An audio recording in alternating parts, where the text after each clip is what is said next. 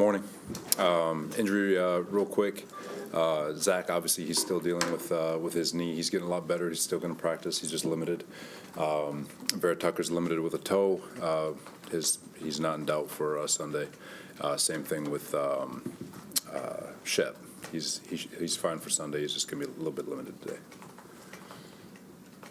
Did anything happen, Robert, with Zach he practiced fully, I think it was on Friday, then you guys worked him through pretty hard before the game. You would think full week of practice or a full week additionally off of that to then go into this game against the Dolphins that he'd be good to go. So did anything happen? Was there a setback? No setback. So he was limited all week last week too, and we're monitoring it. We pushed him pretty good on Sunday to give him a good workout, but it's still the same. It's not 100%. It hasn't had a setback. He's progressing the way we want, and hopefully we can get him out soon. Why Joe Flacco? Joe is just that veteran. One of the reasons why we went and got Joe is for the experience part of it, not only for the playing ability and but for the room, but also for situations just like this. Miami's got a dynamic coverage system as it pertains to defense with zero and all the different coverages they run, and Joe's kind of been there, done that, and just kind of a steadying experience that we felt would put us in the best position to win. Robert, on Monday, you gave like a really strong defense of Mike after his performance on Sunday, saying, it's too soon to throw him away. He deserves better than that. And, 2 days later, here you are, making a change. So I'm just wondering what transpired. Yeah, so I want to be very, very clear on this one. My comments on Monday were because people wanted him out of New York. And what Mike has done in 3 weeks as a starter has proven to this entire organization and, in my opinion, to the entire New York fan base that he's a capable quarterback who can play in this league and could do a lot of good things. We're more excited about Mike as a future quarterback, as a quarterback in our future, and working with Mike for as many years as possible because of what he's been able to do in his 3 starts. He's also a young guy. He's also got some inexperience to him, but at the same time, Mike has only strengthened his case because he really took what he did in OTAs and training camp and throughout the preseason and used these 3 weeks to solidify everything that we thought of him. And now this particular situation with Miami obviously presents a completely different challenge, and this is kind of why we brought in a guy like Joe for situations just like this and his experience to be able to play systems of Miami's caliber.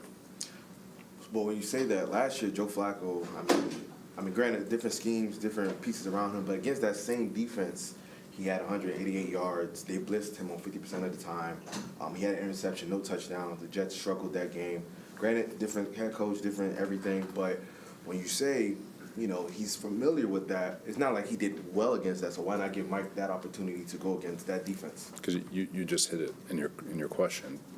Last year's irrelevant. Completely different scheme, different O-line, different receivers, different coach, different coordinator, different everything. So Joe's proven in this league. He's played in the AFC North, and he knows exactly what he's looking at. He's been trained for this his whole life, and he's again a very steadying force player in terms of just his experience and knowledge and being able to get the ball to his playmakers. Is there a chance that Zach Wilson is the backup this Sunday, or will Mike White be the backup? Mike White's the backup. Robert, you said you got Flacco just for this type of situation because of the experience.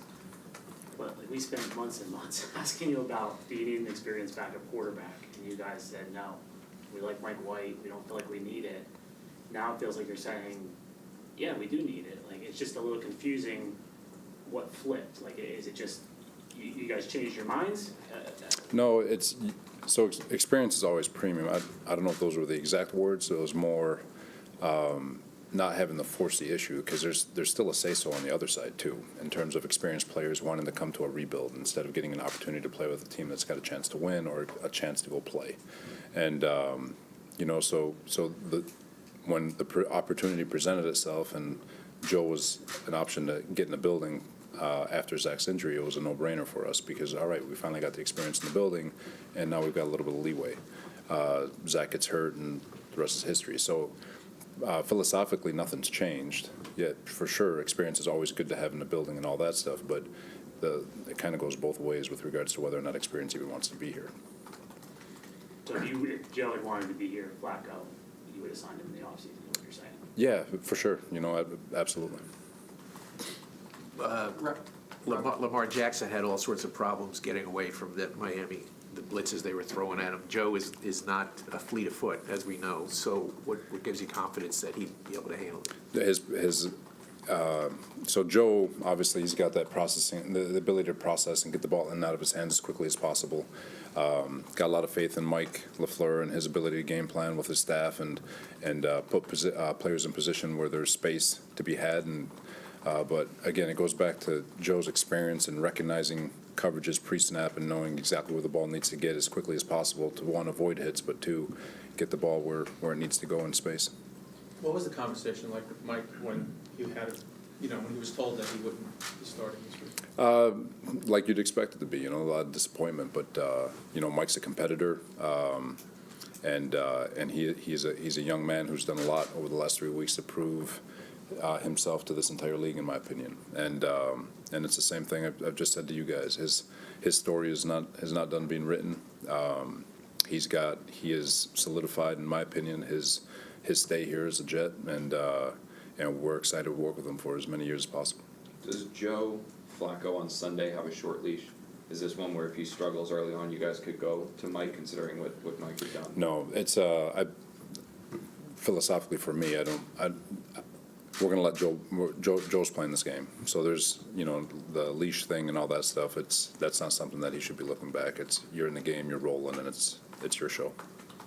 Robert, it almost sounds like it's as much for everybody else to function as it is for the quarterback. Because I think fans see the announcement today and they say, well, we have one of the youngest teams. We're 2-7. It's more about the future than it is about this year. So why are we starting a 37-year-old quarterback who's not going to be part of the future? Is it as much for everybody else to function? Yeah, you hit the nail on the head. It's, when at the quarterback position, he's got the ball in his hands every play. And you've got a very young offense that's trying to develop.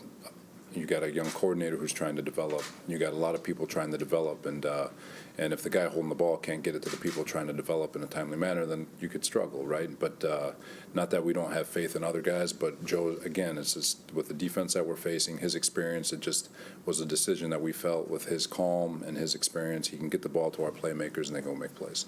How much has he done since he's been here, Robert? Because, he was delayed, then you had a short week, then last week Mike was starting. I think you said Zach was running the show team last week.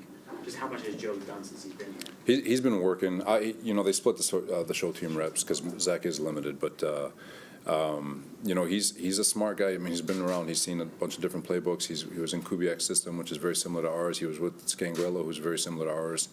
So there's a lot of recall. There's a couple of things that he needed to memorize, but we wouldn't have activated him if he wasn't comfortable being able to go in, which he showed. He went into the game there towards the end.